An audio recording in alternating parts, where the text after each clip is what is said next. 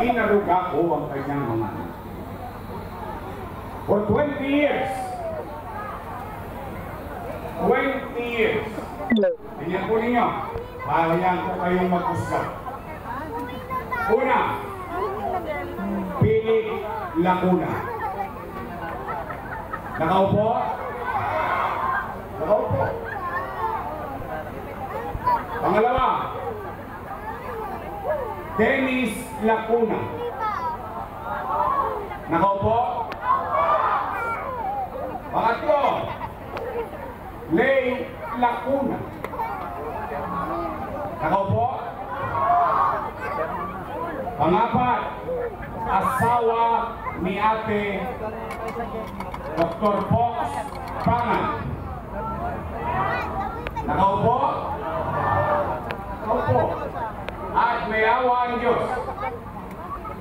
Sa tulong nyo, nakabalik tayo. Yan ang una kong tatanggalin sa sitio. Bakit yun, May? Dahil galit ka ba sa asawa ni Ate? Hindi. Galit ako sa ginawa niya. Mga batang Maynila, para sa inyo ito. Itanong ninyo sa mga nanay at tatay nyo. Itanong ninyo sa mga lola at lola ninyo. Yan ang nagpahirap sa mga magulang natin kung saan pupunta lang sila sa health center, kailangan naka-online schedule pa. Tama ba? Nandito ulit tayo guys sa Tegarasada na Kalabang. Eh, paano kung wala ka cellphone? Ngayon tayo sa Yormis Choice. Paano Ito sa wala kang location load? natin guys sa Paano kung hindi ka mag-online? Loyola Street. FX Loyola Street ito guys sa corner ng Tama mali.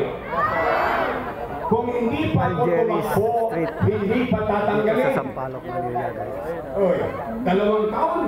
2 taon na hihirapan ang taong bayan. Nagtengang kawali sila. Tiniis sa mga matatanda. O ngayon tinanggal kasi napansin ko. Pero magkaganon pa man, pagpapahingayin ko na po yan. Ilan na? Si Ate, nakaupo? Upong upo.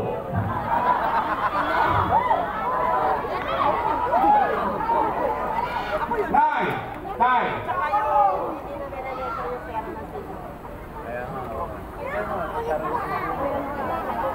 Yung silang lahat, pati kamag-anak nila, kakilala at yung kakilala na bandaroon, pati yung buong pamilya nung nasa senior na. Tanggalin mo na rin! Lumaba na eh! Pinsan, pamangkin, kapatid, bayaw, kaibigan ni pinsan, yung abot bahay. Kuminis na nga yung mukha.